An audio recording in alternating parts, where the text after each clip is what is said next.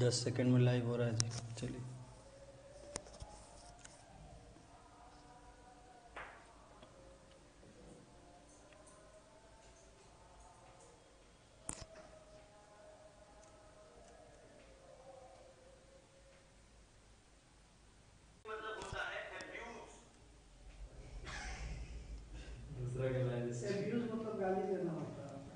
चलिए तो आज का हमारा टॉपिक है इमीडिएट टास्क्स।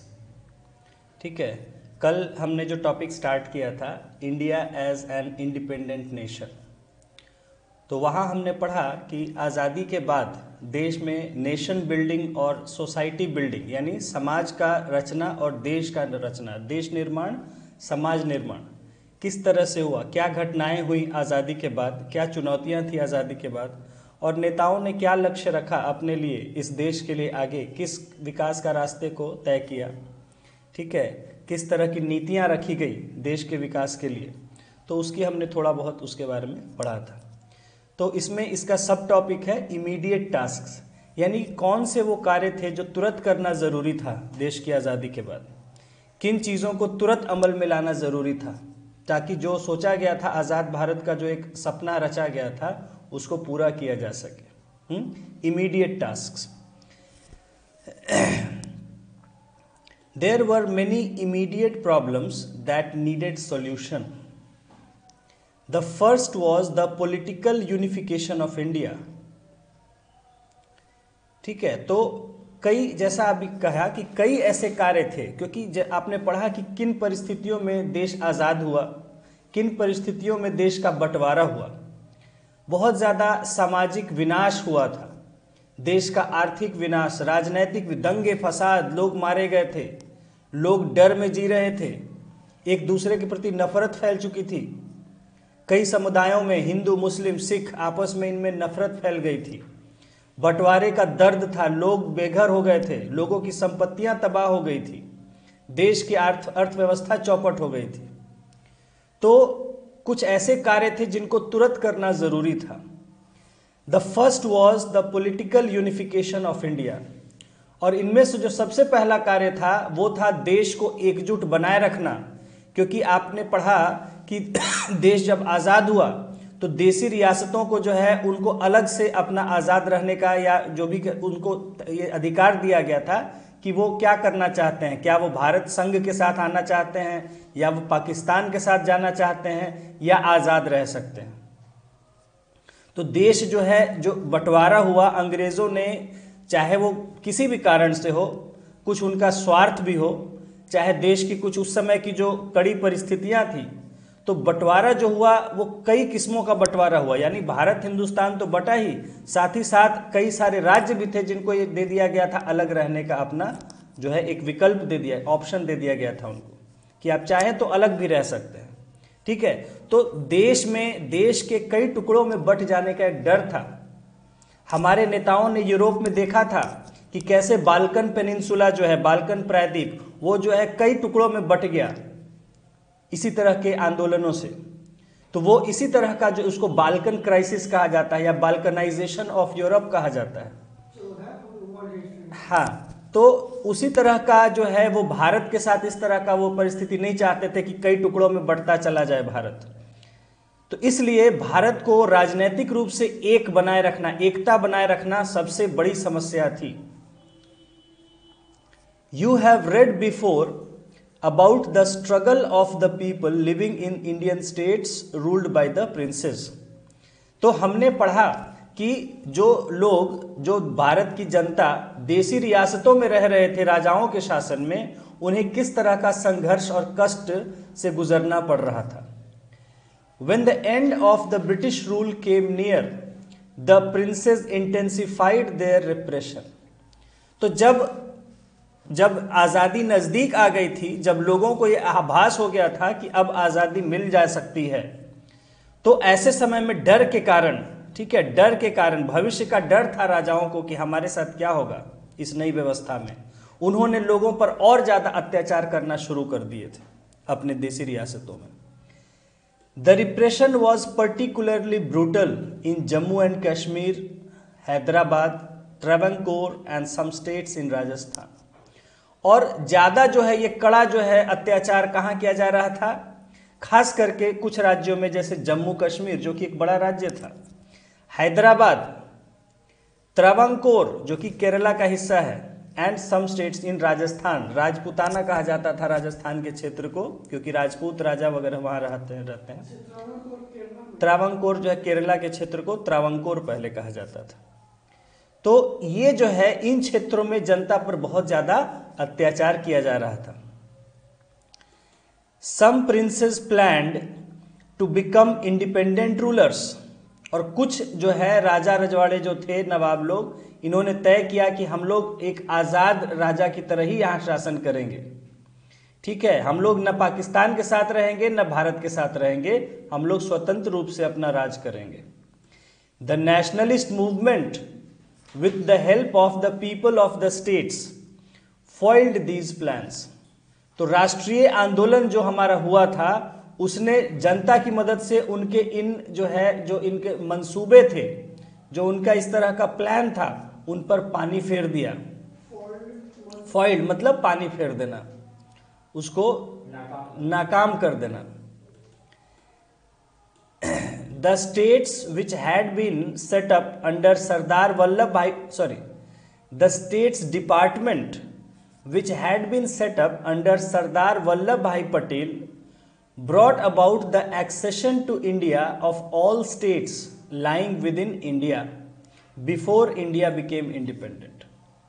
तो एक विभाग, भारत सरकार का एक विभाग जो बनाया गया था, स्टेट्स डिपार्टमेंट, ठीक है, स्टेट्स डिपार्टमेंट यानी गृह विभाग,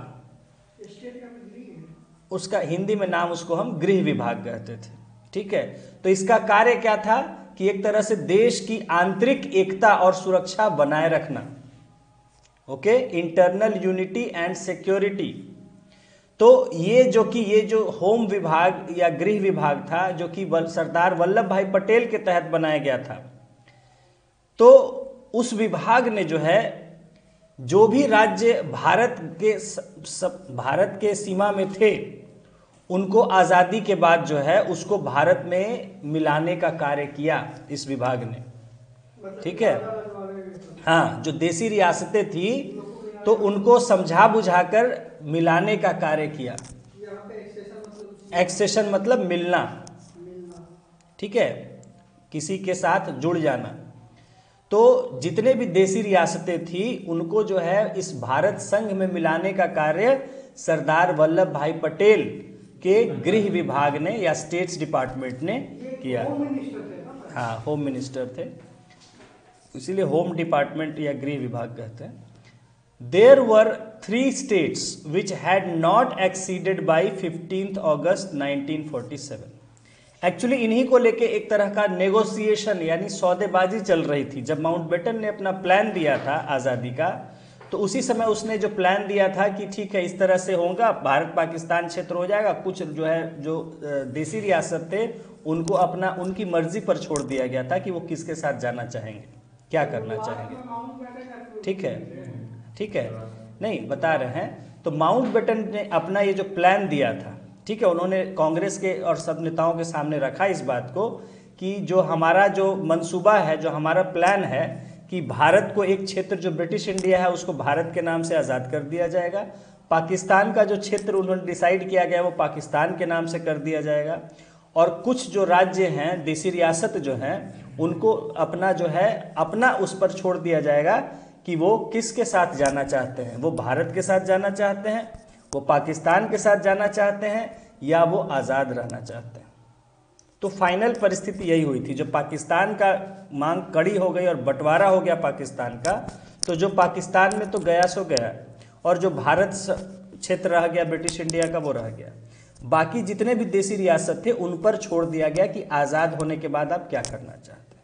ठीक है, तो ये माउंटबेटन थे अभी, क्योंकि माउंटबेटन जो है एक नेहरू के भरोसेमंद थे, और देसी जो यहाँ रियासत के राजा वगैरह थे वो भी चूंकि अंग्रेज़ों पर विश्वास करते थे, वो अंग्रेज़ों पर उन्हें ज़्यादा विश्वास था, क्योंकि हमारे जो नेता थे वो तो उन्हें दुश्मन लगते थे, क्योंकि वो तो उनका शासन खत्म करवाना चाह रहे थे। ठीक है। तो उनको इन पर तो भरोसा बिल्कुल नहीं था, नेहरू उनका सबसे बड़ा दुश्मन था, ठीक है। तो उनका जो था ये विश्वास जो था माउंटबेटन पर था। तो माउंटबेटन को इसीलिए कहा गया कि आप कुछ समय के लिए यहाँ बने रहिए, ठीक है। तो माउंटबेटन को इसीलिए आजाद भारत का पहला गवर्नर जनरल भी बनाया गया, ठीक है। पहला गवर्नर जनरल माउंटबेटन था। तो माउंटबेटन को उस समय जो है देखिए, तो माउंटबेटन को ये कहा गया कि आप इस जो ये पूरी प्रक्रिया है इसको आप जो है आपकी देखरेख में होना चाहिए। तो माउंटबेटन ने उस समय कहा था कि देखिए, मेरे लिए ये पक्षपात करना संभव नहीं होगा, क्योंकि मुझे भेजा गया है पूरे भारत के क्षेत्र के लिए और पाकिस्तान भी उसी से निकल के आ रहा है, तो मैं पाकिस्तान के साथ भेदभाव तो नहीं कर सकता हूँ। तो एक ही शर्त में या तो आप लोग दोनों ही मुझे अपने अपने क्षेत्र का अगर गवर्नर जनरल बनाएं तो मैं निष्पक्षता से कर सकता हूं कार्य, मैं एक क्षेत्र का किसी का नहीं कर पाऊंगा, ठीक है। तो हाँ, अच्छी बात कहे थे, लेकिन पाकिस्तान वाले तो कभी राजी थे नहीं इस बात पर। तो आखिरकार भारत का ही, जब पाकिस्तान नहीं राजी हुए, पाकिस्तान के जो नेता थे, तो भारत का ही उन्हें बनाया गया था गवर्नर जनरल कुछ समय के लिए, ताकि वो इस बंटवारे और जो आगे की, क्योंकि समस्याएं पता था कि ये दंगे फसाद होंगे, बहुत तरह की समस्याएं आएंगी, और उस समय इन नेताओं को शासन का कोई अनुभव था नहीं। हमारे जो देश के नेता थे उनको अब तक जो है शासन का कोई खास अनुभव नहीं था, वास्तविक अनुभव, और अभी तो बहुत बड़ी बड़ी समस्याएं, गंभीर समस्याएं चल रही थी देश में। तो इसलिए कहा गया कि अंग्रेज सरकार और अंग्रेज जो भी व्यवस्था थी कुछ समय के लिए यहाँ रहे कुछ लोग जो हैं। तो इसलिए माउंटबेटन को गवर्नर जनरल बनाया गया आज़ाद भारत में। देखिए, आज़ादी के बाद भी, ठीक है। उनके बाद फिर चक्रवर्ती राजगोपालाचारी को बनाया गया था, और उसके बाद फिर 1-2 साल के लिए थे, उस समय का जो ये बंटवारे का चल रहा है। हाँ हाँ हाँ हाँ, इंडिया में ही उन्होंने अपना जीवन गुजारा है। हाँ हाँ। तो फिर जो है, हाँ, तो बता रहे थे जैसा आपको, तो उस समय जो है ये जब देसी रियासतों को छोड़ दिया गया कि आपको जिनके साथ जाना है, और इसकी देखरेख कर रहे थे माउंटबेटन, तो सरदार पटेल को उम्मीद थी कि सभी लोग मान जाएंगे 5-6 राज्यों के अलावा, ठीक है। तो उन्हीं 5-6 राज्यों में जो ये 3 राज्य है जो अभी हमने नाम लिया था पीछे, त्रावणकोर और ये सब, राजस्थान और ये सब, जो बाद में मामला जो है 3 पर आकर जो है ये 3 नहीं मानने को तैयार हो रहे थे, जम्मू कश्मीर, हैदराबाद और जूनागढ़, ठीक है, गुजरात में है। हाँ हाँ। तो यही देखिए, तो बाकी जो राज्य थे, जो लगभग 560 के आसपास जो राज्य थे जिनको कि मिलाया गया भारत संघ में, तो उनको तो पटेल ने समझा बुझा के अच्छे से मना के समझाया, उनको वास्तविकता समझाई कि देखिए, आज देश जो है इसमें एक ऐसा है कि बड़ी मछली छोटी मछली को निगल जाती है वाली जो है कहावत है। जो देश अगर छोटा होगा, देखिए भारत क्यों जो है गुलाम हो गया था एक समय, क्योंकि एक तो पिछड़ा था और फूट थी सब में, छोटे छोटे सब में कोई एक बड़ी शक्ति नहीं थी, तो इसलिए आपको किसी को आप हरा नहीं पाए। तो अगर इसी तरह छोटे छोटे में हम लोग बटे रहेंगे तो फिर हम कोई ना कोई कल को हम पर हावी हो जाएगा, इसलिए हमें एक बड़े देश की तरह यूनाइट होकर रहना चाहिए। तो इस तरह से उन्होंने समझाया, और ज़्यादातर राज्य जो है वो समझ गए थे, उन्हें पटेल की मंशा पर विश्वास भी था, नेहरू पटेल पर, तो उन्होंने मान गए। और जब माउंटबेटन और लोगों ने आश्वासन दिया तो, लेकिन ये 3 राज्य जो है अंत में, ये अंत तक जो है नहीं मान रहे थे। वो थे एक तो जम्मू कश्मीर, दूसरा हैदराबाद और तीसरा जूनागढ़। हाँ, एक्सीडेड का मतलब मिल जाना। तो देर वर 3 states which had not exceeded by 15 अगस्त 1947। ये सब आज़ादी के पहले बातचीत चल रही थी, जब माउंटबेटन के साथ चल रहा था। तो जिस दिन आज़ादी हुई, ठीक है, प्लान था कि आज़ादी का जो तारीख है 15 अगस्त आने से पहले ही ये सब हो जाएगा, यानी सभी राज्य कहीं ना कहीं अपना सेटल हो जाएंगे जो भी उनको करना होगा। तो इसी बातचीत सब चल रही थी प्रक्रिया, लेकिन जो है ये 3 राज्यों ने 15 अगस्त का दिन आ गया, उस दिन तक भी इन्होंने कोई जो है इस तरह का नहीं किया। देश तो आजाद हुआ 15 अगस्त रात को 14 अगस्त, तो उससे कितना दिन पहले से ये सब प्रक्रिया चल रहा था स्टेट का, ये सब का? वो तो 46 1 साल से चल रही थी प्रक्रिया। एक साल पहले ही आजाद करने का फैसला हाँ हाँ, तो पढ़ा ना कल, क्या बताया था आपको, 46 में डिक्लेयर, हाँ उस समय डिक्लेयर कर दिया था कि एक साल में बाई 15 तो ऐसे जून तक था जो है कि मिड ऑफ जो है 47 के तक जो है वो फ्रीडम दे देंगे, यहाँ पूरी तरह पावर ट्रांसफ़र करके चले जाएंगे जो है। तो वो 15 अगस्त तारीख तय की गई, 15 अगस्त का डेट तय किया गया कि उस समय सही होगा। तो इस तरह से 15 अगस्त, लेकिन 15 अगस्त तक जो है तीन राज्यों ने जो है कोई अपना हामी नहीं भरा, जम्मू कश्मीर, हैदराबाद और जूनागढ़। ठीक है, इन तीनों ने अंत तक जो है 15 अगस्त का दिन आ गया, लेकिन इन्होंने किसी के साथ जाने की बात नहीं कही। फिर क्या हुआ कि soon after independence readers from Pakistan invaded Kashmir. अब क्या हुआ कि जब देश आज़ाद हो गया तो चूंकि कश्मीर को पाकिस्तान मन बनाए हुए था कि कश्मीर, मैंने बताया था आपको पाकिस्तान नाम किस तरह से रखा गया था, के से उसमें कश्मीर था, तो कश्मीर का इलाका उनको था कि हम तो पाकिस्तान में होना चाहिए था, और मुस्लिम मेजॉरिटी एरिया भी था, तो उनको लगा था कि ये हमसे गलत चला गया पाकिस्तान। देखिए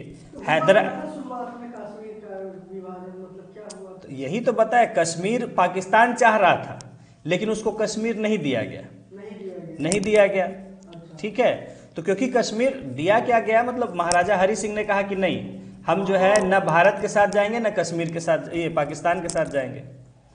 ठीक है, पाकिस्तान तो चाह रहा था कि कश्मीर हमारे साथ रहे, मुस्लिम स्टेट है, ज़्यादातर लोग मुस्लिम हैं, तो वो पाकिस्तान के साथ रहे। वही हाल था आपके हैदराबाद का भी, चूंकि मुस्लिम डोमिनेटेड वो एरिया था, तो वो भी चाह रहा था कि हम वो मतलब उसको समझ में नहीं आ रहा था क्योंकि इतना अंदर था वो, तो उसके लिए ये तो पॉसिबल था नहीं कि पाकिस्तान से है ना, लेकिन वो चाह रहा था जरूर कि पाकिस्तान से मिले।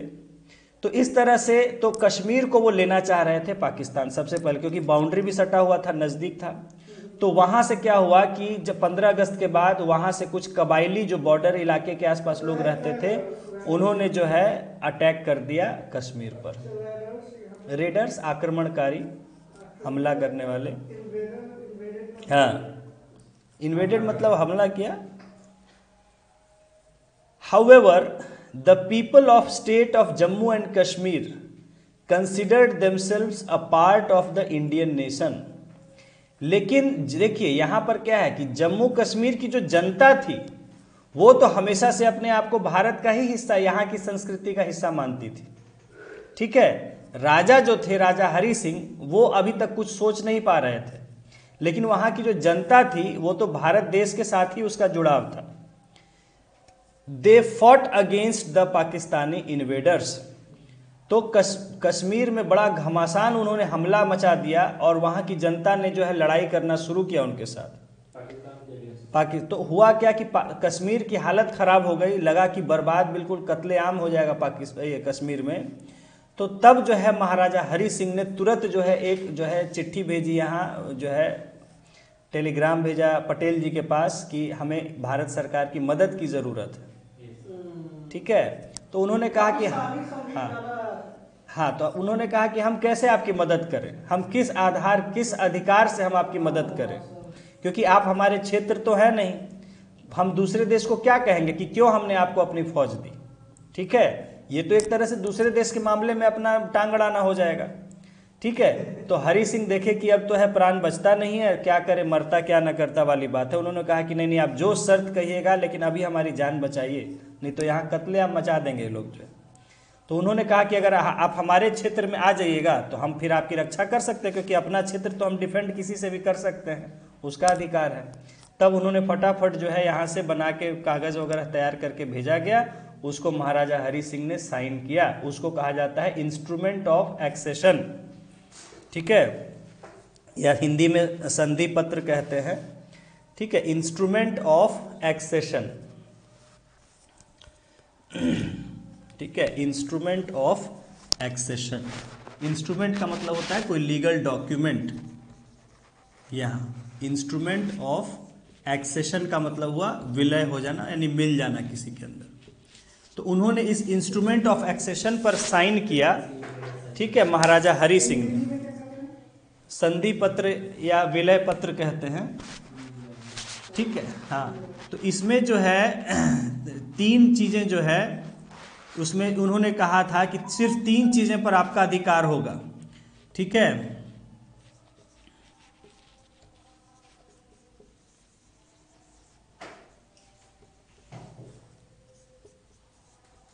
तो उन्होंने कहा था कि ठीक है हम मिल रहे हैं आपसे, लेकिन एक शर्त पर मिल रहे हैं कि हम जो है आपको अपने सिर्फ ये 3 अधिकार सौंपेंगे, बाकी अधिकार हमारे अपने पास रहेंगे। तो 3 सब्जेक्ट्स जो है defence, post and telegraph communication जिसका मतलब, और फॉरेन अफेयर्स विदेश नीति, इन तीनों पर जो है भारत की सरकार का अधिकार रहेगा। यानी भारत सरकार जैसा कहेगी वही किया जाएगा, और बाकी सारे मामले जो है वो हमारी अपनी सरकार के अधिकार में होंगे। डिफेंस, पोस्ट एंड टेलीग्राफ और फॉरेन अफेयर्स, वो हाँ वो कश्मीर की सरकार ही तय करेगी, ठीक है, उसी को अधिकार होगा। ये 3 सब्जेक्ट्स। उस समय यही सब थे ना, उस समय इंटरनेट थोड़े था आपका, ठीक है, उस समय तो चिट्ठी तार ही होता था। तो कहने का मतलब कम्युनिकेशन, डिफेंस और जो है फॉरेन रिलेशंस। तो ये जो 3 सब्जेक्ट्स उन्होंने भारत सरकार को सौंपे, क्योंकि देखिए सब्जेक्ट्स तय किए गए थे, आपने पढ़ा है पॉलिटी में कि सरकारें बनती है, फेडरेशन होता है, तो उसमें सब्जेक्ट्स होते हैं कि किस पर किसको कानून बनाने का या फैसला लेने का अधिकार होगा। तो इन तीनों पर भारत सरकार को उन्होंने एग्री किया, और तो उन्होंने कहा ठीक है हमें इसी से मतलब है, बाकी आप अपनी आंतरिक जो आपके अंदर की बात है वो आप स्वयं तय करिए बाकी मामलों पर।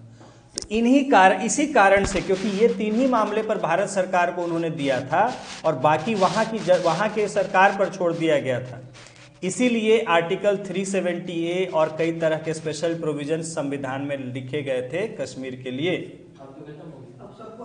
ठीक है। हाँ, तो ये कारण था, ठीक है। तो यहाँ चलिए थोड़ा सा मैंने आपको डिटेल दे दिया।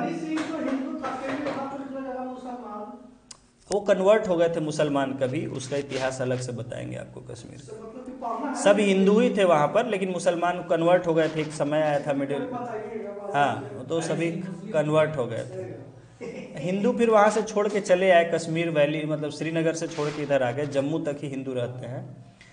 तो चलिए यहाँ थोड़ा सा आपको डिटेल दे दिया, आगे देखेंगे। तो क्या हुआ, the state acceded to India and the Indian army was sent there to throw out the Pakistani invaders, ठीक है। तो इस तरह से जो स्टेट है यानी कश्मीर, जम्मू एंड कश्मीर का जो राज्य था वो भारत में मिल गया, और भारतीय फौज को वहां भेजा गया पाकिस्तानी हमलावरों को वहां से खदेड़ने के लिए, ठीक है। Jammu and Kashmir became a part of India, और इस तरह से जम्मू कश्मीर जो है वो भारत का एक हिस्सा बन गया, ठीक है। तो ये 1948 तक जो है खिंच गया था, 47 के अक्टूबर से लगभग शुरू हुआ था जो है उन्होंने हमला करना, और 48 तक जाके ये हो गया था, ठीक है। तो ये हो गया तो जम्मू कश्मीर के मिलने की कहानी। आगे देखिए, the Nawab of Junagadh fled to Pakistan and in February 1948 the people of Junagadh voted in favour of the state acceding to India. Junagadh के साथ भी बहुत समझाने की कोशिश किए गए, मानने को तैयार नहीं थे। तो जब उन्होंने देखा कि अब पटेल जो है थोड़ा बल भी प्रयोग कर सकते हैं, तो वो घबरा के जो है यहाँ से छोड़ के पाकिस्तान के शरण में चले गए कि पाकिस्तान हो सकता है रक्षा करेगा। तो पाकिस्तान चले गए वो फरवरी 1948 में, और इसी बीच जो है यहाँ की जनता से उनका जो है, जब शासक छोड़ के चला गया तो जनता से पूछा गया कि आपका क्या रजामंदी है, आपकी क्या इच्छा है। तो जनता ने कहा कि हम तो भारत सरकार के साथ रहना चाहते हैं। तो वहाँ इस तरह का रेफरेंडम एक मतलब लोगों से किया गया था, और उसमें लोगों ने वोट किया कि हमें भारत के साथ रहना है। तो इस तरह से जूनागढ़ भी जो है वो भारत में मिल गया। हाँ, तो अब जो है हाँ, अब बच गया तीसरा जो अंतिम था, हैदराबाद। हाँ, एक ही सिटी बस हो गया? नहीं सिटी नहीं, जूनागढ़ सिटी कैपिटल, उसके आसपास का काफी बड़ा एरिया था, आज वो सिटी है खाली। चलिए, फ्लेड मतलब फ्ली का फ्लेड है, भाग जाना। फ्ली का मतलब होता है भागना, उसका पास्ट है fled. The Nizam of Hyderabad had agreed that a government representative of the people would be set up which would take a decision on the question of accession। तो अब हैदराबाद का जो निज़ाम थे उस समय, उन्होंने ये मतलब स्वीकार किया था, माना था कि एक सरकार का प्रतिनिधि जो कि लोगों की तरफ से उसको बनाया जाएगा, ठीक है, जनता का एक प्रतिनिधि चुना जाएगा सरकार की तरफ से, जो कि इस मामले पर फैसला लेगा कि हैदराबाद के क्या करना है, पाकिस्तान के मिलना है, अलग रहना है, या भारत के साथ मिलना है। ठीक है, समझ गए। सरकार एक प्रतिनिधि को तय किया जनता की तरफ से कि वो फैसला लेगा कि हैदराबाद को क्या करना है, लेकिन उसने कोई फैसला नहीं लिया। He took no steps in this direction, उसने कोई फैसला ऐसा किया नहीं। On the contrary, he encouraged the activities of an armed gang of religious fanatics to commit atrocities against the people। तो एक तरफ तो उसने इस पर कोई फैसला लिया नहीं, और दूसरे तरफ कुछ जो एक तरह से कुछ हथियारबंद धार्मिक मतलब धर्म के नाम पर गुंडागर्दी करने वाले कुछ लोग थे। फैनेटिक्स मतलब क्या बोलते हैं उसको, जो बिल्कुल कट्टरपंथी जो होते हैं, ठीक है, कट्टरपंथी। तो इस तरह के जो हथियारबंद धार्मिक कट्टरपंथी थे, उनको और सह दिया कि लोगों पर अत्याचार करो, ये अत्याचार के ही लायक है। ठीक है, तो अत्याचार करने के लिए जनता पर जो है कुछ हथियारबंद धार्मिक कट्टरपंथियों को उन्होंने और बढ़ावा दिया, सह दिया। तो लोगों पर वो तरह तरह के अत्याचार जुल्म करने लग गए। इन सितंबर 1948, देखिए सितंबर हो गया 1948 का।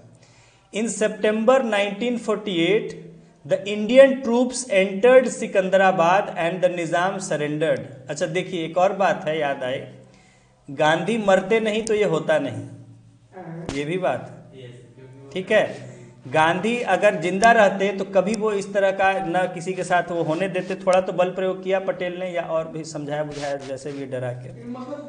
तो 30 जनवरी में देखिए, 30 जनवरी को मरे गांधी, और उसके बाद पटेल ने देखा कि समय अब जो है बिल्कुल भी चूकने का नहीं है, क्योंकि गांधी बहुत ज़्यादा आदर्शवादी थे, और इसलिए अंत में जाके सब लोग, ठीक है, हाँ, तो देखे। और इसी बीच नेहरू जो एक्चुअली बाहर चले गए थे, यूएन वगैरह चले गए थे कुछ मीटिंग में लंबे, और इधर पटेल ने देखा कि मौका अच्छा है, अभी जो है कड़ाई किया जा सकता है, क्योंकि ये दोनों लोग अड़ंगा डालने वाले जो हैं अभी हैं नहीं। एक तरफ जो है देखिए, गांधी के बिल्कुल 100% फॉलोअर थे पटेल, इसमें कोई बात नहीं सर, ठीक है, लेकिन उन्होंने वो वास्तविकता भी, समय की हालात भी समझते थे कि क्या अभी करना ज़रूरी है, अभी क्या किया जाना ज़रूरी है, इसका बहुत समझ था। तो वो जान रहे थे कि देश जो है इस तरह से मिलेगा नहीं और चलेगा नहीं स्थायी रूप से स्टेबल होके, तो इसलिए नेहरू भी बाहर थे देश के, और पटेल को उस समय तो मौका में अभी उन्होंने, तो ये देखिए बात हमारे जेहन में आई। ऑन द कॉन्ट्रेरी मतलब इसके उल्टे, जहां एक तरफ उनको कहा गया था कि जनता की तरफ से फैसला लेना है कि वो मिलना है भारत में, पाकिस्तान में, या क्या करना है, उसके उल्टे डिसीजन तो नहीं लिया, उसके उल्टे क्या किया कि और हथियारबंद कट्टरपंथियों को सह दिया कि आप जनता पर अत्याचार करो खूब, तभी इनका मन बढ़ा हुआ है। मतलब गृह मंत्री बोला था, गृह मंत्री नहीं, वहां का एक मतलब वहां का समझ लीजिए, वहां का निजाम का एक वो था, प्रतिनिधि था, मंत्री समझ लीजिए, हाँ, तो उसने इस तरह से सह दिया था लोगों को अत्याचार करने के लिए। ठीक है, तो इन सितंबर 1948 the Indian troops entered Secunderabad and the Nizam surrendered. तो हाँ, तो पटेल जी ने देखा कि मान नहीं रहा है, कितना ही समझा रहे हैं उसको, बहुत उसको मतलब जान तक की धमकी कई लोग दे चुके थे और इस तरह का हो गया था, लेकिन वो मानने को तैयार नहीं था। तब हुआ कि ठीक है, अब तो बिना फौज के मानेंगे नहीं। उन्होंने अपनी फौज को वहाँ कहा कि ठीक है, मार्च करिए आप सिकंदराबाद पर। सिकंदराबाद ही उस समय मेन सिटी हुआ करती थी, हैदराबाद सिकंदराबाद दोनों सटे हुए मतलब एक ही शहर जैसे हैं। तो सिकंदराबाद में जो है फौज जो है घुस गई और निज़ाम ने अपने आप आत्मसमर्पण कर दिया। Later the state acceded to India. तो इसके बाद जो है ये राज्य हैदराबाद जो राज्य था वो भारत में मिल गया। ठीक है, देखिए यहाँ पर ये कारण कि फौज क्यों घुसी थी, देखिए गलत नहीं था, लोगों पर अत्याचार किया जा रहा था, जनता पर अत्याचार किया जा रहा था, हथियारबंद लोगों के द्वारा, कट्टरपंथियों के द्वारा। इस वजह से वहां फौज को भेजा गया। समझिएगा इस बात को, ये नहीं कि गलत किया, अगर कोई कारण नहीं होता तो ऐसे फौज नहीं भेज सकते थे, लेकिन चूंकि जनता पर वहां इन्होंने अत्याचार करवाना शुरू कर दिया और तब उसकी रक्षा के लिए वहां फौज को भेजना पड़ा, और फिर जो है तब जब फौज देखे तो अपने आप आत्मसमर्पण कर दिए। ठीक है, और उसी का देखिए आज तक जो है आग उगलते हैं ये ओवैसी जो है, तो वो हैदराबाद के लगता है निज़ाम पे ही कोई, तो क्या, चलिए ठीक है, चलिए आगे देखिए। Before we conclude this section on India's independence and political unification, it is essential to refer to developments which were a part of the process of independence and unification but which took place much later। ध्यान से, अभी सब समझने की चीज़ है, समझिएगा। तो ये जो हम आज़ादी, भारत की आज़ादी और उसके कुछ बाद की घटनाओं को जो हम पढ़ रहे हैं इस सेक्शन में, उसको ख़त्म करने से पहले और उसकी जो मतलब राजनीतिक एकीकरण हुआ, पॉलिटिकल यूनिफिकेशन यानी राजनीतिक एकीकरण लिखते हैं हिंदी में, तो इस तरह से राजनीतिक उसका एकीकरण होने के, ये सब खत्म होने करने से पहले हमें ये समझना जरूरी होगा कि क्या घटनाएं हो रही थी जो कि इस आज़ादी का हिस्सा थी एक तरह से। ये सब आज़ादी के साथ ही ना आया। अगर मान लीजिए उस समय टाल देते नेता लोग कि ठीक है अभी आज़ादी नहीं चाहिए, तो न ये दंगे फसाद होते, ठीक है, न ये बंटवारा होता और बहुत सारी चीज़ें हुई। तो कहीं ना कहीं ये आज़ादी का मिला जुला पैकेज था, समझे ना। याद है मैंने पढ़ा है कि क्या कहा कि लोकतंत्र और आज़ादी दोनों को पाना है, आज़ादी बिना पाया नहीं रह सकते हैं, और लोकतंत्र भी, इसलिए हम लोग को बंटवारा मान लिए, है ना, कांग्रेस ने कहा।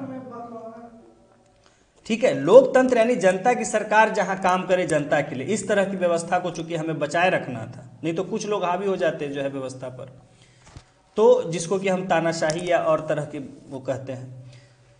तो ये जो घटनाएं थी जो कि आज़ादी का ही एक तरह से पैकेज थी, और यूनिफिकेशन साथ ही साथ एकीकरण का, जो कि बहुत बाद में हुई, तो इन घटनाओं को समझना थोड़ा सा जरूरी है। These developments relate to the colonial possessions of France and Portugal in India। तो ये जो कुछ घटनाएं थी, ये थी क्या कि देखिए अभी भी फ्रांस और पोर्चुगल जो देश था उसकी हमारे देश में कुछ उसके कब्जे में क्षेत्र थे, ठीक है। तो जो आपने, जब मैंने आपको शुरुआत में मॉडर्न इंडिया का पढ़ा रहे थे, ठीक है, जब ब्रिटिश एम्पायर का ग्रोथ यहाँ शुरू हुआ था, तो आपको याद होगा कि जब फ्रेंच और ब्रिटिश में जो है जब लड़ाइयाँ हुई थी और फ्रेंच आखिरकार हार गए थे, तो ब्रिटिश ने उनको छोड़ दिया, तो बोला ठीक है आप रहिए, आप कुछ करिएगा नहीं पॉलिटिकल एक्टिविटी, लेकिन आप शांति से रह सकते हैं। तो हाँ, तो इस तरह से फ्रेंच यहाँ बसे रह गए थे उन क्षेत्रों में, ठीक है, पौंडीचेरी ये सब जो और क्षेत्र थे। उसी तरह पोर्चुगीज का भी गोवा और एक आध क्षेत्र था, तो वो वहाँ उसी तरह से उनको भी रहने दिया गया था। तो ये अब तक जो है वैसे ही चले आ रहे थे, और अभी भी ये उन्हीं के कंट्रोल में था। छोटे क्षेत्र थे, बहुत ज़्यादा नहीं, लेकिन थे। तो उसी की बात कही जा रही कि यहाँ भी जो फ्रांस और पुर्तगाल का भी कुछ क्षेत्र था हमारे देश में। The existence of these possessions has been mentioned in the book earlier, but nothing has been said about the freedom movements in these areas. तो हमने इन क्षेत्रों के बारे में थोड़ा सा जाना जरूर पहले, लेकिन उन क्षेत्रों में क्या कोई आज़ादी का संघर्ष चल रहा था या नहीं, इनके बारे में हमने कुछ पढ़ा नहीं है। ये कौन कौन से क्षेत्र थे? These areas were Pondicherry, Karaikal, Yanam, Mahe and Chandernagore under the French rule, यानी ये सब तो फ्रेंच शासन के अंदर थे। और Goa, Daman and Diu and Dadra and Nagar Haveli under the Portuguese rule. तो ये जो है आपके पहले जो हमने नाम लिया कि जो है पौंडीचेरी, पुडुचेरी जिसे कहते हैं, कराईकाल, यनम, माहे और चंदरनगर जो कि कलकत्ता के पास है बंगाल में, वही है, आंध्र प्रदेश के पास है। तो है यनम इधर है आपके इस साइड है, पौंडीचेरी के पास में जो है। अच्छा छोड़िए उसका, अभी देखिए अभी जो कैपिटल नहीं है किसी का ये, अरे ये छोटे छोटे क्षेत्र थे जो फ्रेंच उनके अंदर में थे। है, प्रेजेंट में कहीं कोई वो नहीं है, ऐसे ही है। सर माहे का तो नाम हम कभी सुने ही नहीं है वो सुनिएगा, वो बहुत छोटे छोटे क्षेत्र है, उनको बाहर वहाँ के लोग बसे हुए थे सब फ्रांस वगैरह के, तो उनसे दूसरों को कोई खास लेना देना होता नहीं था। ठीक है, चलिए उसको अलग से ज्योग्राफी में सब देखेंगे, अभी हिस्ट्री में नहीं कीजिए। तो चंदर नगर जो कि आपके कलकत्ता के पास था, और गोवा, तो ये सब जो थे फ्रेंच, क्योंकि यहाँ पर जो फ्रेंच लोग आके बस गए थे, रह रहे थे, तो ये फ्रेंच लोगों की कॉलोनी थी एक तरह से। तो वहाँ हम अब दूसरे लोगों को बहुत ज़्यादा उनसे लेना देना होता नहीं था, इसलिए वहाँ के बारे में हमने कुछ पढ़ा नहीं। और उसी तरह गोवा, दमन दीव और दादर नगर हवेली, यहाँ पोर्चुगीज़ लोग रहते थे, तो इसलिए वो उनकी कॉलोनी थी पोर्चुगीज़ की, तो ये भी पोर्चुगीज़ के अंदर में ये शासन क्षेत्र था। द मूवमेंट, देखिए कल्चर देखते नहीं, गोवा का बिल्कुल अलग कल्चर है भारत से। क्यों है? क्योंकि वहाँ पोर्चुगीज़ लोग रहते थे, उनके जो है सब वंशज हैं, तो उसी तरह का उनका कल्चर है जो है। ठीक है, हाँ। चलिए, the movement for freedom from foreign rule and unification with the rest of India in these areas also had a long history. तो इन क्षेत्रों में जो विदेशी शासन चल रहा था उससे मुक्ति और भारत के क्षेत्र में मिलने का भी यहाँ थोड़ा थोड़ा संघर्ष चल रहा था, जिसका कि एक लंबा इतिहास है। But foreign rule in these areas was ended in many years after the rest of India had become free. लेकिन इन क्षेत्रों में जो विदेशी शासन था, यानी फ्रांस और पोर्चुगल का जो शासन था, वो देश की आज़ादी के कई सालों के बाद जो है वहाँ पर हो पाया। The struggle for freedom in the French colonial possessions, which had started earlier, was intensified after the Second World War. तो ये जो फ्रेंच के जो क्षेत्र थे, फ्रेंच के जो अधिकार में क्षेत्र थे, उन क्षेत्रों में जो है जो संघर्ष था आज़ादी का, वो शुरुआत तो पहले हो गया था, लेकिन द्वितीय विश्व युद्ध के बाद जो है वो बहुत तेज़ी उसमें आ गई थी। इंटेंसिफाइड यानी तेज़ी आ जाना। तो उनमें वहाँ संघर्ष में, आज़ादी की लड़ाई में, वहाँ सेकेंड वर्ल्ड वॉर के बाद काफ़ी तेज़ी आ गई थी, जब फ्रांस की हालत ख़राब हो गई थी। फ्रांस पर जब जर्मनी ने कब्जा कर लिया था, तो ऐसे में वहाँ उनको कमज़ोर हो गए थे हालत, और इसलिए वहाँ तेज़ी आ गई थी आंदोलन। In 1948 there was a revolt in Mahe and the French administration surrendered. तो 1948 में जो है माहे में एक विद्रोह हुआ, और इसलिए वहाँ की जो फ्रांसीसी जो प्रशासन व्यवस्था अधिकारी थे, उन्होंने आत्मसमर्पण कर दिया, वहाँ छोड़ दिया। In 1949 Chandernagore merged with India. इसी तरह 1949 में जो है चंदर नगर, ठीक है, बंगाली में उसे चंदर नागौर बोलते हैं, चंदर नगर बोलते हैं। तो चंदर नगर जो है ये भी जो कि इंडस्ट्रियल टाउन है कलकत्ता के पास बड़ा, ये जो है आपके इंडिया में मिल गया जो है चंदर नगर। In 1954, representatives of the people in French-controlled territories overwhelmingly voted for merger with India.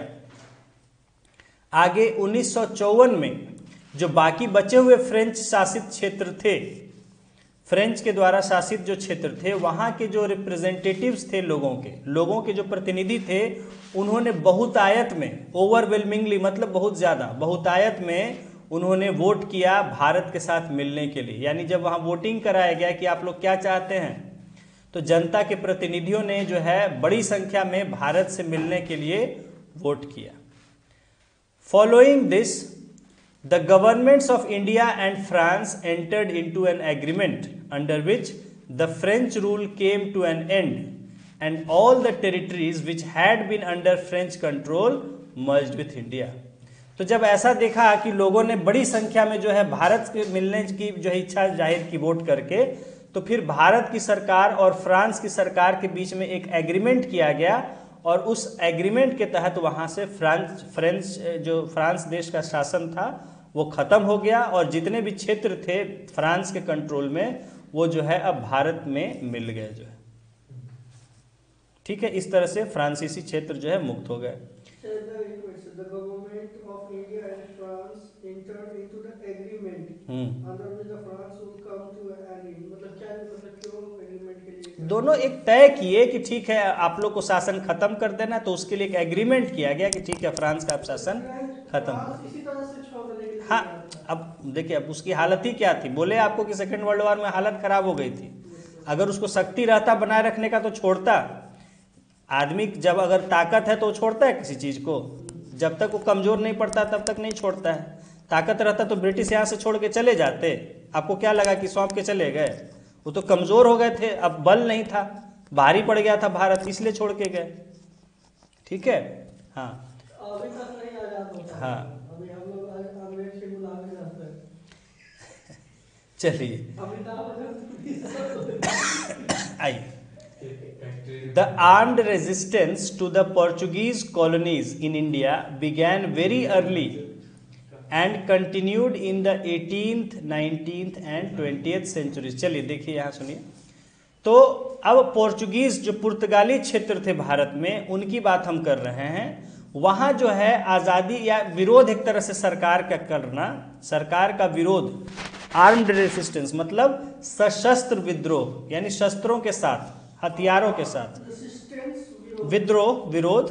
ठीक है, तो हथियारों से वहां विरोध करना जो है सरकार का, लोगों ने बहुत पहले 18वीं, 19वीं और 20वीं शताब्दी में जो है वो तीनों शताब्दी में करते रहे। बहुत पहले से वहां संघर्ष चल रहा था। The father of the nationalist movement in Goa was Tristao Braganza Cunha, who founded the Goa Congress committee in 1928।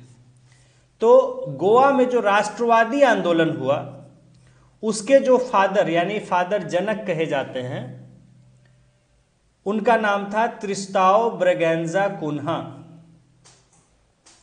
जिन्होंने कि 1928 में गोवा कांग्रेस कमेटी की स्थापना की थी। जैसा बाहर देख रहे थे बाकी देश में कि कांग्रेस की कमेटी हर स्टेट में बन रही थी, प्रोविंस में, तो उन्होंने भी गोवा में बना दी गोवा कांग्रेस कमेटी। जैसे दिल्ली का है दिल्ली कांग्रेस कमेटी, गुजरात का है गुजरात प्रदेश। अब प्रदेश जोड़ देते हैं तो डीपीसीसी, जीपीसीसी इस तरह से हो जाता है। तो उसी तरह से गोवा कांग्रेस कमेटी का उन्होंने जो है 1928 में उसकी स्थापना किया था त्रिस्ताओ डी कुन्हा ने। उनको ब्रगैंजा कुन्हा या डी कुन्हा भी खाली लिख दिया जाता है, त्रिस्ताओ डी कुन्हा, डीई। ठीक है, एक ही आदमी का नाम है।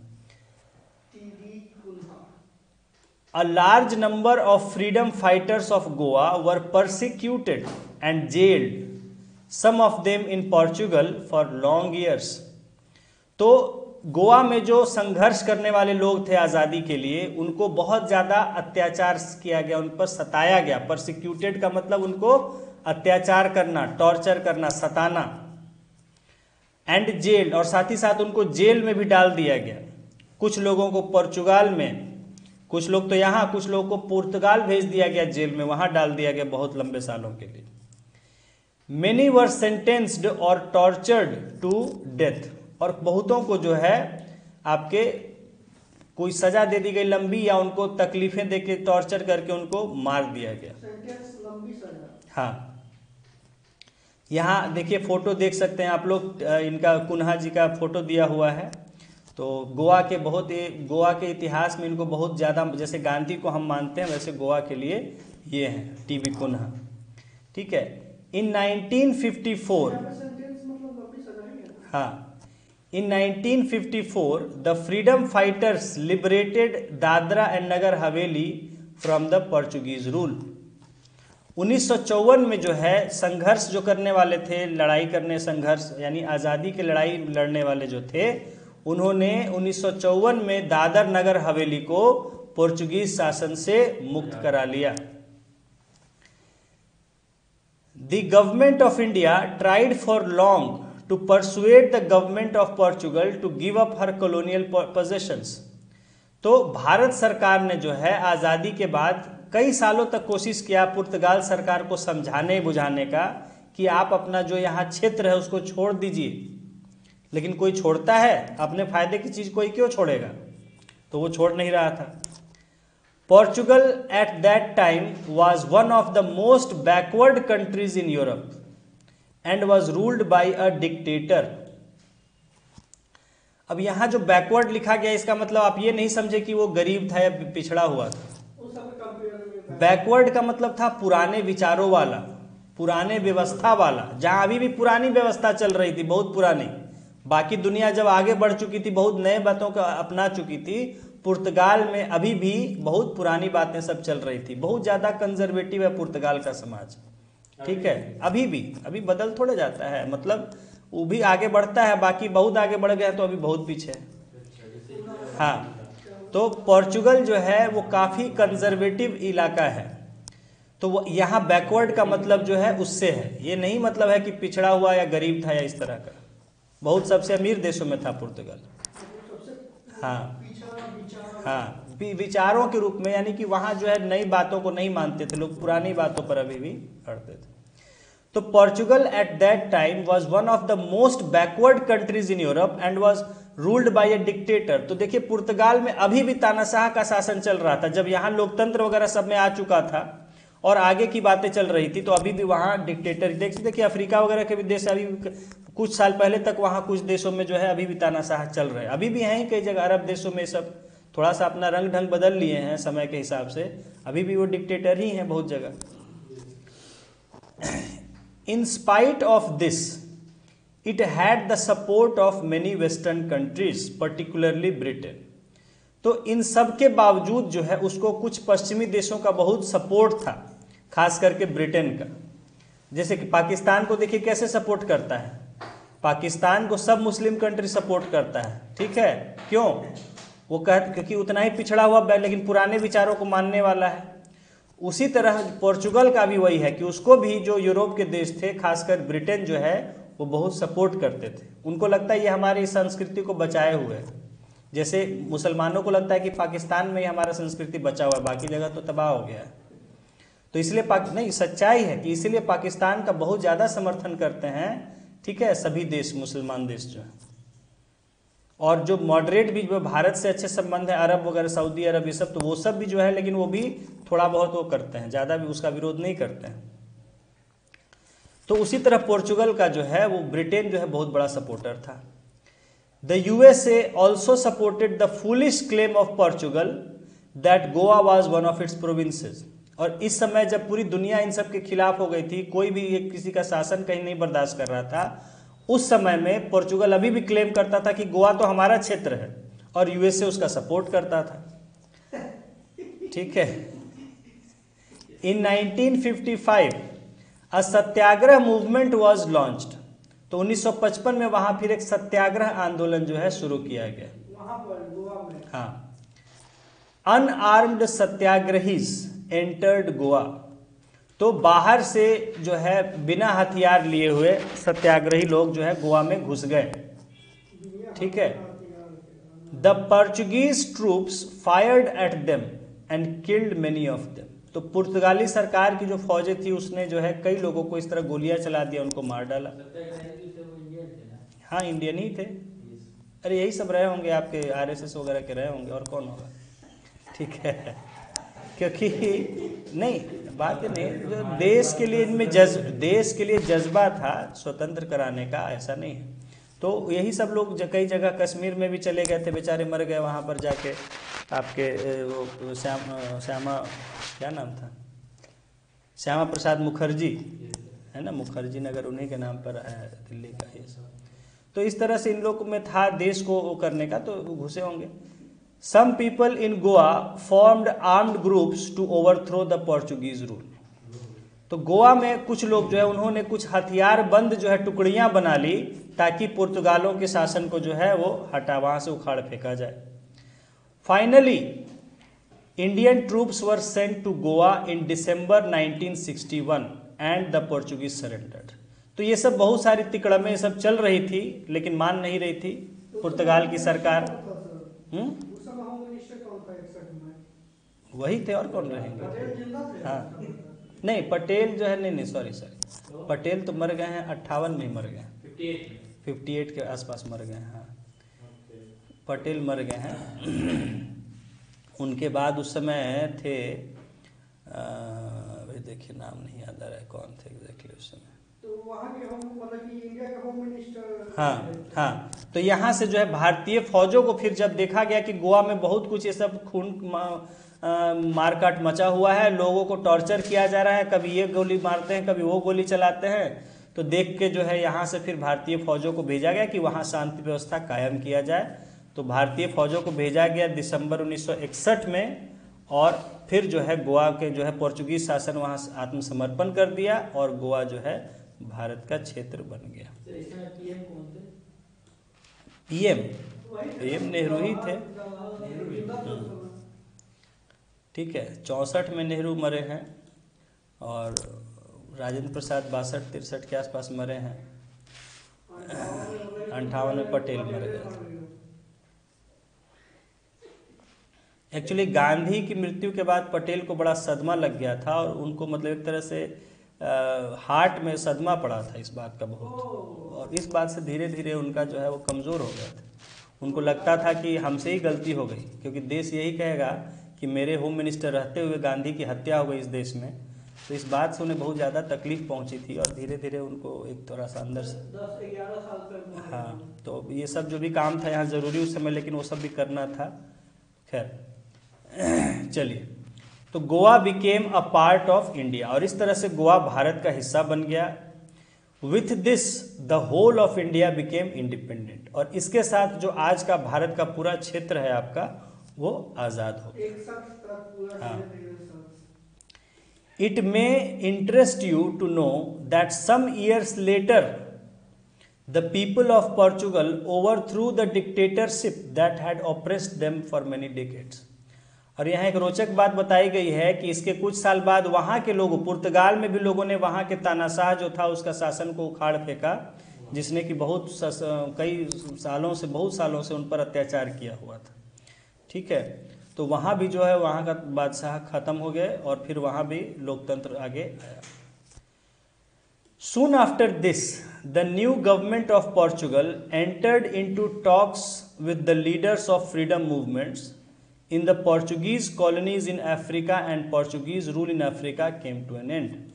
तो जब ये वहाँ हुआ कि वहाँ का जो बादशाह था, जो तानाशाह था, उसको वहाँ से उखाड़ फेंका गया, पद से हटा दिया गया, तो इसके बाद जो है जो नई सरकार आई पुर्तगाल में, ध्यान दीजिए, पुर्तगाल में जो नई सरकार आई तो वो फिर जो है पुर्तगाल के जहाँ जहाँ क्षेत्र थे, कॉलोनीज थे, जैसे अफ्रीका में, ठीक है, तो उन क्षेत्रों की सरकारों से, वहाँ के नेताओं से बात करने लगी और फिर वहाँ पर शासन जो है पुर्तगाल का उन्होंने ख़त्म कर दिया और उनको भी स्वतंत्र कर दिया। Within a few months after independence the Indian people suffered a great tragedy. तो चलिए, ये तो अब सारे क्षेत्र आज़ाद हो गए, अब बाकी घटनाओं पे आते हैं। तो आज़ादी के कुछ ही महीनों बाद जो है, आज़ादी के कुछ ही महीनों बाद इस देश में एक बहुत बड़ी जो है दुखद घटना हुई।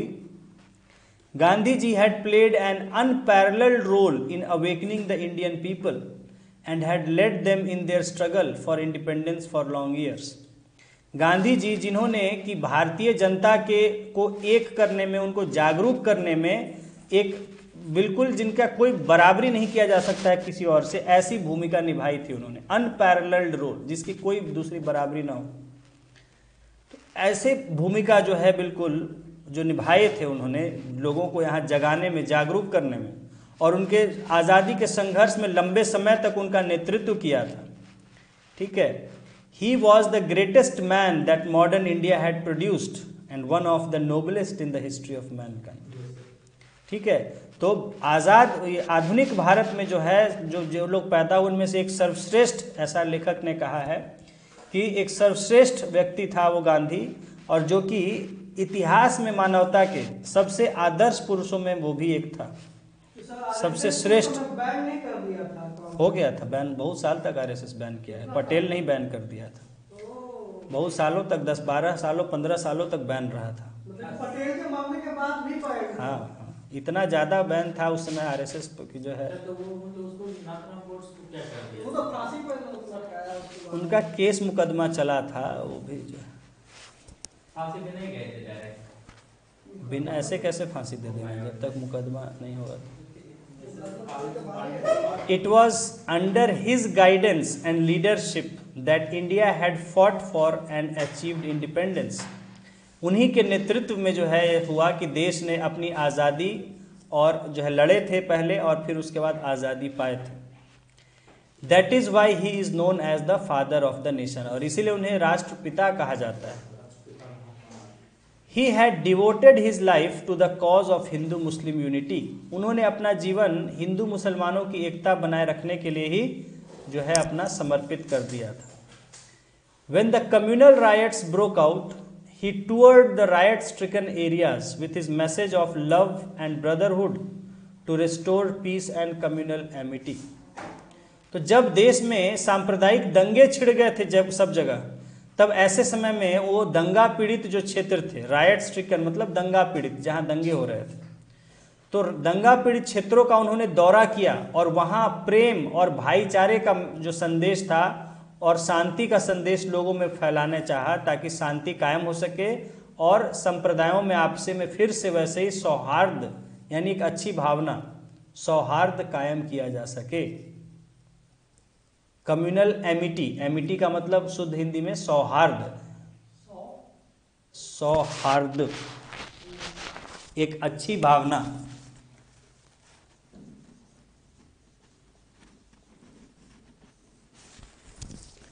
ठीक है, तो समुदायों में जो दुश्मनी नफरत का भाव भर गया था, हाँ, तो उसके जगह एक आपस में एक दूसरे से लगाव, तो शांति और सांप्रदायिक सद्भाव जो है, या सद्भाव भी उसको लिख सकते हैं, तो ये जो है कायम करने के लिए उन्होंने पूरे सभी जो दंगा पीड़ित क्षेत्र थे उनका दौरा कर रहे थे और वहाँ लोगों को समझा बुझा के प्रेम और भाईचारे का संदेश दे रहे थे।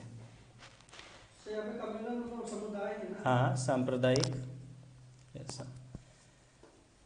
Gandhi ji was in a riot affected area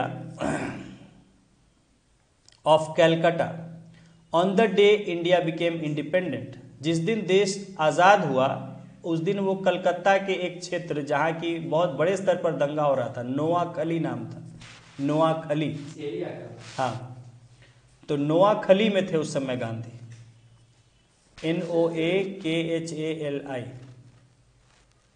Noakhali, जहाँ की बहुत ज़्यादा दंगे, मुसलमान और हिंदू दोनों थे, तो दंगे बिल्कुल मार काट चल रही थी। तो वहाँ दंगे शांत करने के लिए गांधी वहाँ चले गए थे। जब सब लोग दिल्ली में यहाँ आज़ादी मना रहे थे तो वो वहाँ दंगे शांत करने के लिए वहाँ चले गए थे। HALI, हाँ, ठीक है। The killings of Hindus and Muslims and the partition of the country had caused him deep anguish. तो एक तरफ जो हिंदू और मुसलमानों का कत्लेआम हो रहा था और दूसरी तरफ जो है जो बंटवारा हो गया था, इसने उनको एक गहरा सदमा उनको गहरी जो है एक तकलीफ पहुंचाई थी। His anguish, his message of love and brotherhood was not to the liking of some people. तो जो वो ये प्रेम और भाईचारे का संदेश दे रहे थे, ये कुछ लोगों को पसंद नहीं आ रहा था। Their minds had been poisoned by their hatred for other communities. उनके दिमाग में जो है दूसरे समुदाय के प्रति नफरत का जहर भरा जा चुका था। समझ रहे हैं, उनके दिमाग में दूसरे समुदाय के प्रति नफरत का जहर भरा हुआ था, भर दिया गया था। On 30th January 1948, a Hindu fanatic shot him dead as he was going to a prayer meeting. तो 30 जनवरी 1948 की शाम को जब वो एक प्रार्थना सभा के लिए जा रहे थे, उस समय एक हिंदू कट्टरपंथी ने उन्हें गोली मार दी और इस तरह उनकी मृत्यु हो गई। The Indian people who were just beginning to recover from the shock of communal killings and destruction of previous year were plunged into mourning. तो भारतीय लोग जो कि अभी उभरना ही शुरू हुए थे, जो ये दंगे फसाद, सांप्रदायिक जो हत्याएं हुई थी उसके सदमे से, और साथ ही साथ जो पिछले पूरे साल में आज़ादी के पहले तबाही जो हुई थी, इन सब के सदमे से अभी उभरना ही शुरू हुए थे कि जो है वो फिर से एक गहरे शोक में डूब गए गांधी की खबर सुन के। हाँ, नहीं, वही डेथ हो गया।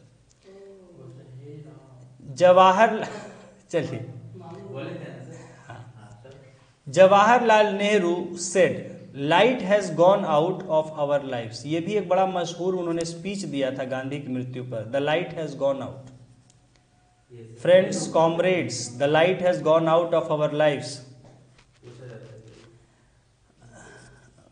बापू, ऐसे इसको भी हम लोगों ने याद था मुझे, खैर चलिए। तो उन्होंने उसका एक लाइन आपको खाली दिया गया है कि light has gone out of our lives, मतलब हमारे जीवन को प्रकाशित करने वाला जो पुंज था, जो व्यक्ति था, वो चला गया इस दुनिया से। समझ गए? जो हमारे रास्ता दिखाने वाला था हमें जीवन में, जो हमें गाइड करने वाला था, मार्गदर्शक था हमारा, हम सबके जीवन से वो प्रकाश चला गया। तो इस स्पीच को लाइट हैज़ गॉन आउट इनका नाम ही था स्पीच का, जो लंबा भाषण इन्होंने दिया था, बड़ा ही बढ़िया भाषण है वो भी। हाँ, Gandhi ji had been a source of inspiration to a world full of strife, a man who upheld truth and humanity above everything else. Gandhi जो है, जो कि पूरी दुनिया के लिए एक प्रेरणा के स्रोत रहे थे, ऐसी दुनिया जहां की लड़ाई झगड़े आम थे हर जगह, और एक ऐसा व्यक्ति जिसने हमेशा सत्य और मानवता को बाकी सभी चीजों के ऊपर रखा। ठीक है, स्ट्राइफ मतलब यही लड़ाई झगड़े, आपसी झगड़े। He had come to be known as the Mahatma to the people of India and the world. तो वो जो है अपने कार्य और अपनी सोच के कारण भारत देश की जनता और दुनिया के द्वारा महात्मा के नाम से जाने जाने लगे थे। He had devoted his life to the aim of wiping every tear from every eye, to root out suffering and oppression from everywhere. ये उन्होंने अपने जीवन का लक्ष्य रखा था, उनका स्टेटमेंट बिल्कुल उठा के यहाँ आपको दे दिया गया है। ठीक है, इसको याद रखिएगा, ये बिल्कुल उनका लक्ष्य उन्होंने बोला था कि he had devoted his life to the aim of wiping every tear from every eye, to root out suffering and oppression from everywhere. कि उन्होंने अपने जीवन का लक्ष्य रखा था कि हर रोती हुई आंख से उसका एक एक आंसू पोंछना, और हर तरह की तकलीफ और अत्याचार को सब जगह से मिटा देना, कहीं भी कोई किसी तरह का तकलीफ न रहे और किसी तरह का अत्याचार न हो, जो कि एक आप समझ सकते हैं कि राम राज की जो कल्पना है, कि राम राज्य के माना जाता है कि राजा राम के जो है शासन में कोई भी व्यक्ति दुखी नहीं था, ऐसा लोग मानते हैं। तो इस तरह का एक आदर्श राज्य वो कायम करने का अपना जीवन का लक्ष्य मानते थे, कि जहां हर आदमी जो भी तकलीफ में उसके आंसू पोंछें और कहीं भी कोई तकलीफ ना हो और कोई अत्याचार ना हो। It was left to the next generation to make his dream come true. और अब ये आगे आने वाली पीढ़ी के लिए एक बच गया था विकल्प, जो है कि उनके सपने को सच करके दिखाए। लेकिन संभव नहीं है, ठीक है, आज के जनरेशन में। चलिए देखिए, one of the major and immediate problems facing independent India was the problem of rehabilitating the refugees. अब देखिए, ये हमने एक समस्या पढ़ी कि सबसे बड़ी समस्या जो थी देश के सामने पहले, वो था देश का एकीकरण, एकता बनाए रखना, जो कि पटेल जी ने कर दिया। दूसरा था, अब जो ये शरणार्थी थे, यानी कि देश बटा था और बड़ी संख्या में लोग इधर उधर हो गए थे, यानी भारत से पाकिस्तान गए थे और पाकिस्तान से भारत आए थे, या भारत में भी एक जगह से दूसरे जगह को गए थे। तो ऐसे लोगों के लिए उनके रहने वहने की व्यवस्था करना, क्योंकि ये लोग भी अब ऐसे, उनकी कोई व्यवस्था नहीं थी, जैसे तैसे रह रहे थे और फिर भूख से मर भी रहे थे। जब लोगों का अपना हालत चौपट था, ऐसे समय में कौन किसको आश्रय देता? तो इसलिए एक दूसरी जो बड़ी समस्या थी, और तुरंत जिसको करना, जिसको रोका नहीं जा सकता था, लंबे प्लान्स को तो धीरे धीरे किया जा सकता था, लेकिन यहाँ तो तुरंत लोग मर जाते, इतनी लाखों करोड़ों की संख्या में जो लोग आए थे। तो इसलिए उनको जो है तुरंत कहीं उनका रहने सहने का जो भी ये व्यवस्था सब करना उनका जरूरी था। Millions of people had been rendered homeless in areas which had gone to Pakistan. तो जो क्षेत्र पाकिस्तान में चले गए थे, वहां लाखों लोग जो है बेघर हो गए थे। They migrated to India to begin a new life for themselves. तो वो लोग पाकिस्तान से भारत चले आए थे अपने लिए एक नया जीवन शुरू करने के लिए। They had to be provided with immediate relief, shelter and jobs. तो उनको जो है तुरंत राहत, जो है, और फिर एक आश्रय, शेल्टर, आश्रय, रहने का जगह, एंड जॉब्स, और कुछ ना कुछ काम देना जरूरी था। The government and the people extended their help in settling them down.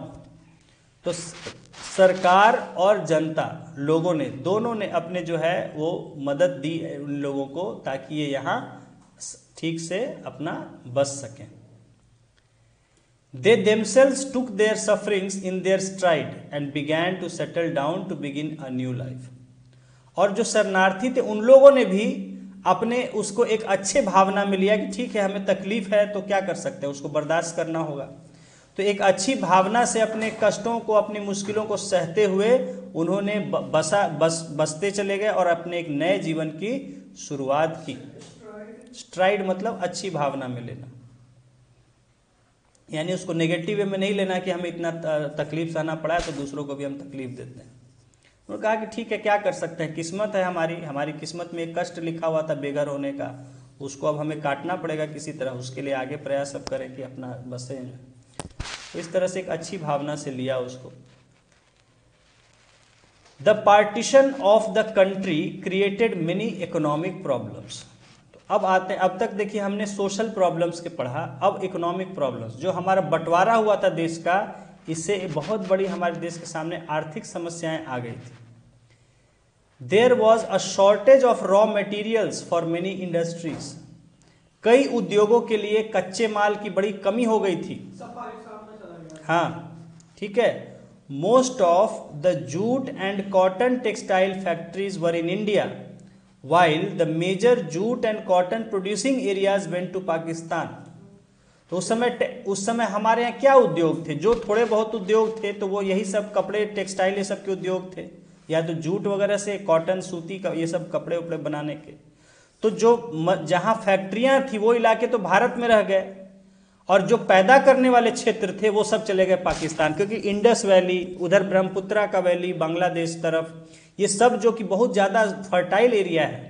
Indus valley इधर आपके पाकिस्तान में कॉटन होता है, जूट, और उसी तरह उधर होता है ये दोनों चीज़, तो ये दोनों तो चले गए पाकिस्तान में। पंजाब का हिस्सा भी चला। तो कहने का मतलब जो भी जूट और कॉटन जो कि हमारे इंडस्ट्री का उस समय वही आधार था, वही, उससे पहले और इंडस्ट्री यहाँ हमारी अपनी थी नहीं, बाकी सब अंग्रेजों की थी जो वहाँ बाहर से। तो ये सब जो कच्चे माल का जो जगह था वो सब चले गए पाकिस्तान में, और फैक्ट्रियाँ रह गई हमारे यहाँ, तो कच्चे माल की बड़ी कमी हो गई। As a result of this many jute and cotton textile factories had to be closed down. हाँ, तो इसके कारण ऐसी समस्या हुई जिसके कारण कई जूट और कॉटन फैक्ट्रियों को बंद कर देना पड़ा। बताइए, चल रही थी उनको भी बंद कर देना पड़ा, क्योंकि कच्चा माल मिल नहीं रहा था, वो चलेगा कैसे। The shortage of raw materials was overcome with great difficulty. तो इस कच्चे माल की कमी को बड़ी ही संघर्ष, मुश्किल के साथ किसी तरह उसको पूरा किया गया।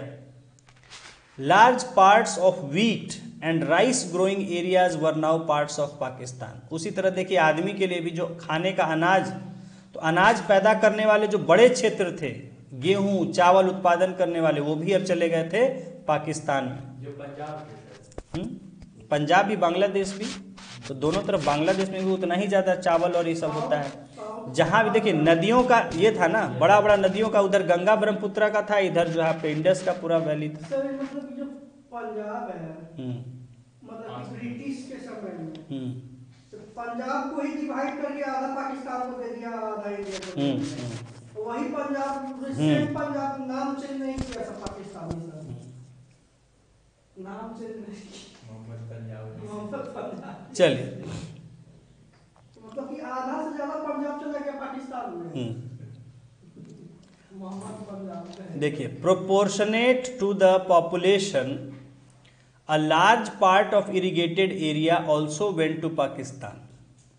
तो अब हुआ क्या कि चूंकि पाकिस्तान की जो है क्षेत्र जो था, उस जनसंख्या बहुत ज़्यादा थी, उस हिसाब से डेंसिटी वहाँ बहुत, क्योंकि देखिए उपजाऊ मैदान था ना, उपजाऊ क्षेत्र में आपको पता है कि बहुत ज़्यादा लोग रहते हैं। ये ज्योग्राफी में हम लोग ये सब देखेंगे कि जहाँ जितना पानी होता है, उपजाऊ क्षेत्र होता है, उतना ही ज़्यादा लोग वहाँ बसते हैं। ठीक है। पहाड़ों में देखिए कितने लोग, दूर दूर दिखाई देगा, एक मकान वहाँ, एक मकान वहाँ। यहाँ देखिए एक ही मकान में 100 आदमी दिख जाएगा। पहाड़ों में 100 आदमी के लिए आपको कितना किलोमीटर घूम जाएगा तब जाके आपको 100 आदमी मिलेगा, मिलेगा भी नहीं, हो सकता है आप 2-3 किलोमीटर घूमना पड़ जाएगा उसके लिए। यहाँ आपको एक मकान ही में हो सकता है, ऐसे ऐसे मकान होते हैं 100 लोग रहते हैं एक ही मकान में। तो ये कहने का मतलब है कि चूंकि जनसंख्या के आधार पर था, तो इसलिए जो जितना भी हमारा जो नदियों के पानी से जो सिंचित क्षेत्र था, जहाँ नदियों के पानी से फसलें उगा करती थी, वो बड़ा क्षेत्र जो है पाकिस्तान में चला गया। बिकॉज हाँ क्योंकि जनसंख्या के हिसाब से इसको बंटवारा करना था ना इन सब का, कि कितनी जनसंख्या है उस हिसाब से उतना नदी का क्षेत्र उधर जाना चाहिए। जनता के प्रोपोर्शन, उसके आधार, उसके रेशियो में, हाँ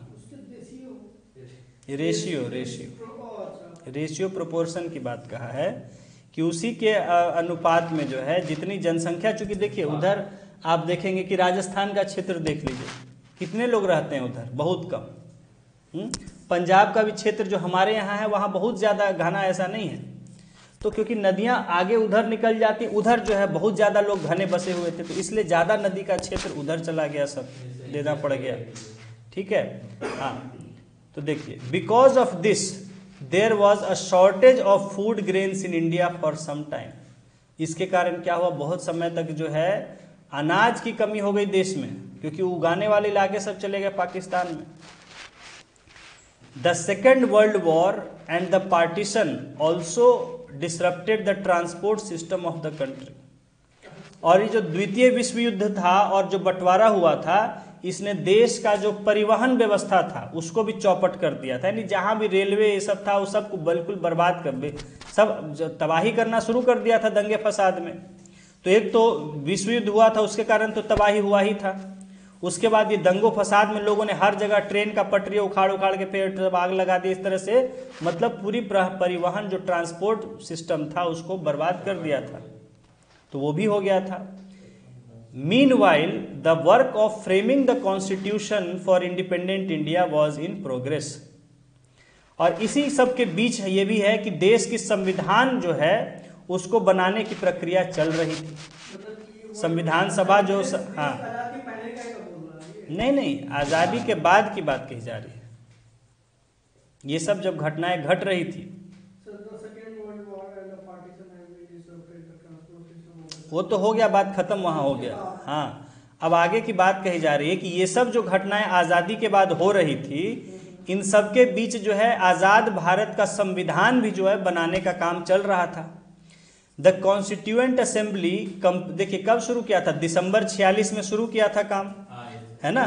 और the constituent assembly completed it's work on 26 November 1949।